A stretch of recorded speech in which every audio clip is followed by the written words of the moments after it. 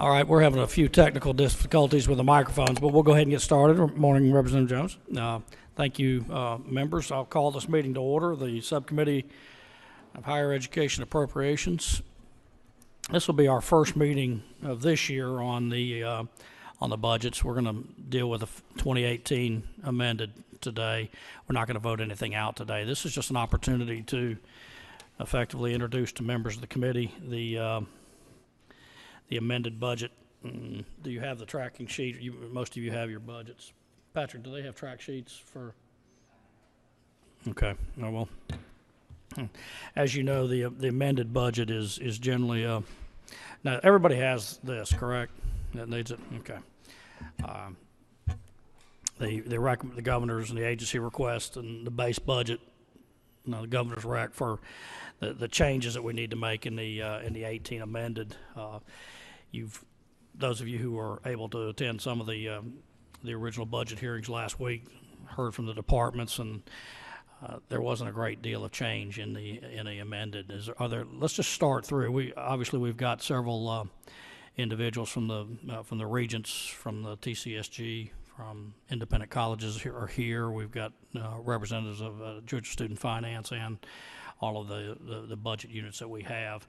Most of the big questions are always going to happen in the 19 budget. We'll do a deeper dive. I want to talk about a few things that I anticipate, and I want to ask you what you want to talk about in the big budget as we plan some hearings for that after we deal with this. With the snow days, I haven't yet gotten from the chairman what our schedule is to actually have this voted out. I suspect it'll happen this week, and we'll be given some instructions on when they want this out so that the full committee can deal with the amended. But the amended itself really doesn't have any significant changes. Are there any questions that maybe any of the departments can answer on the amended budget right now? One of the changes you'll see in the amended, and I want to talk about this in depth in the big budget, is the transfer.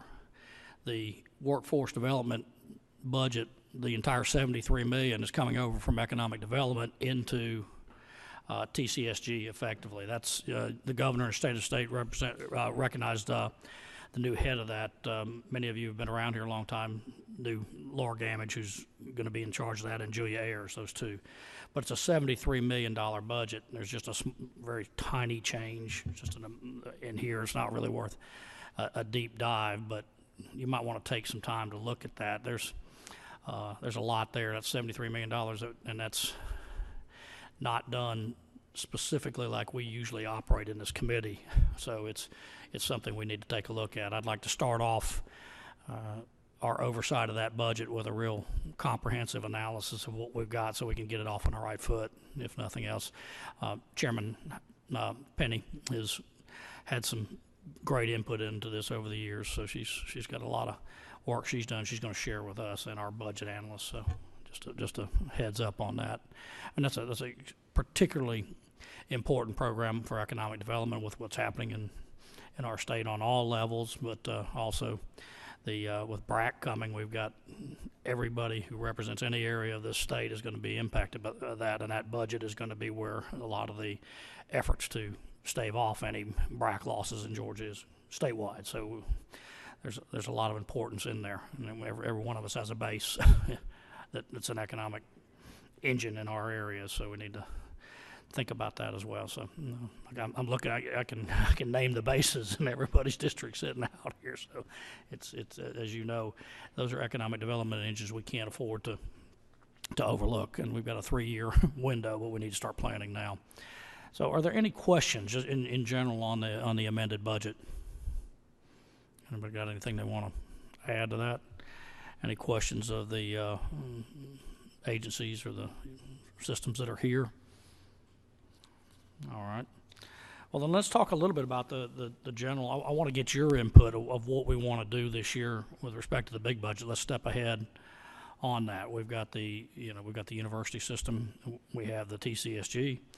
We have the libraries. We have the independent colleges that have their advocacy, and then we have the student finance, and now workforce development. And we have the bond package. We'll talk about recommendations and that type of thing that we'll make to the full committee. And as you know, I usually ask for your individual recommendations rather than going through the dog and pony show, bringing each president in here and making them beg for a project. I never thought that was very good use of their time. So, but so if there's anything in particular you guys want to talk about, let me know, and we'll set up some meetings so that we can bring in those who can testify questions. Chairman Jaspers was just asking me about dual enrollment and and some of the budgetary implications, some of the policy implications that your committee is going to deal with more on the policy side, but we have a significant budgetary implication as well. Our budget analyst was just telling me about asking me about some of the sustainability of the current budget appropriation with respect to that, and with the growth projections, we might want to look at that as a little bit deeper conversation at some of these meetings. So anything else any of you got on your mind that you really want to get into? Don't push a button because I don't have the little floor map.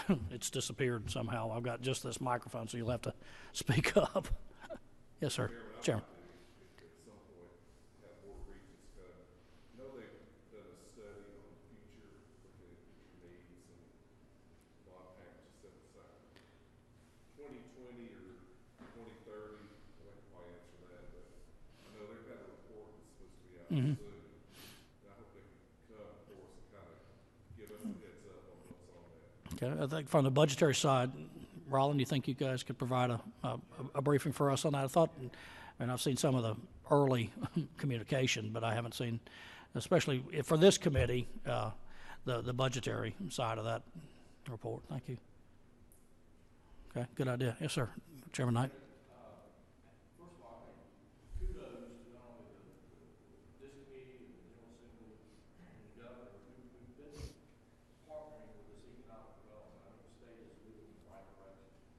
I think we need to continue to focus on what's coming out of our higher learning institutions, our colleges and technical colleges, to make sure that we're really focusing our limited resources to make sure that we're meeting the needs of industry business out there, and make sure that we're not wasting resources in other places that really aren't providing a return from a perspective of moving the state forward and making it as attractive as it can be. I completely agree, Chairman Knight, and I think that's probably, although I don't know, some of the reasoning behind why the governor's office put the economic development over here in the higher education side of the equation, because they go together, like you just stated. The TCSG, the regents, and the ideas, the intellectual capital, the incubation of new businesses and current businesses that are supported by our educational system. There's something we just can't leave behind, and this committee now has an opportunity with that economic development. That's a large budget unit, so we have an oversight role in that now. What? Mm-hmm. Agreed. Yes, sir. Chairman Battles.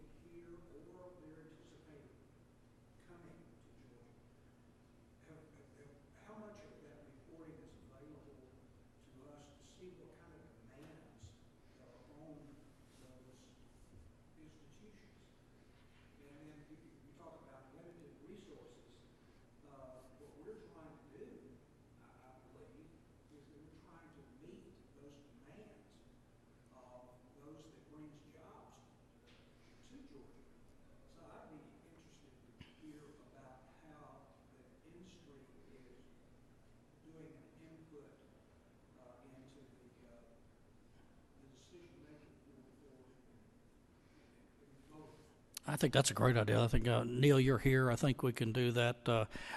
As you saw, that we have a new chairman of Technical College System, and he is a former Bulldog, so I'm sure we'll get the right kind of information.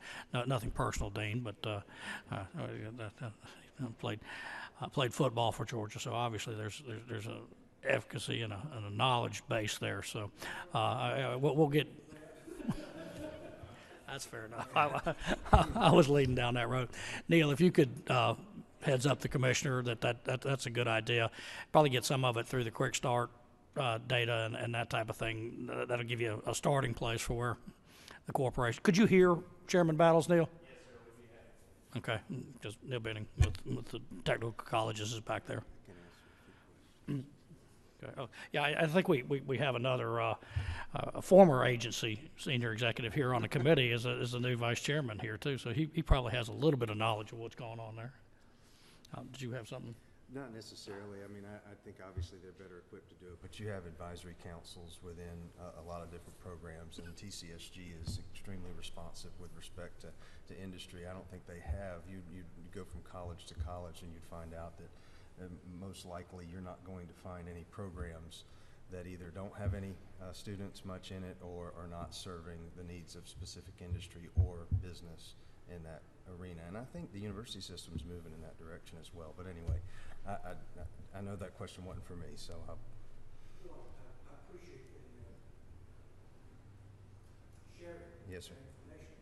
I was just wondering if, I have not seen reports from either group as to what the outside is asking of these institutions. So I don't know what the demand factor might be. It would be interesting to me, and I think to you, if we had some. Yes, sir. We'll leave that to our resident expert too. That's nice to have one of those. No, he just played golf. He's good at that too.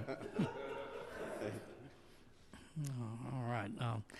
Any other questions? I do know one of the things that we consistently struggle with in this committee, and I wanted to bring this up because I want to be supportive of this effort, but the independent colleges have come to me and asked if we could put together a study committee on the tuition equalization grants and the effects there, because we generally make a decision generally late in the year, and I'd like to have a lot more to instruct our decisions. And I told them I thought a study committee on that would be a good idea. And if you've found a sponsor for that study committee or just the basic tenets, Dr. Baxter and Jet, just let us know. I think the members of the committee would like to.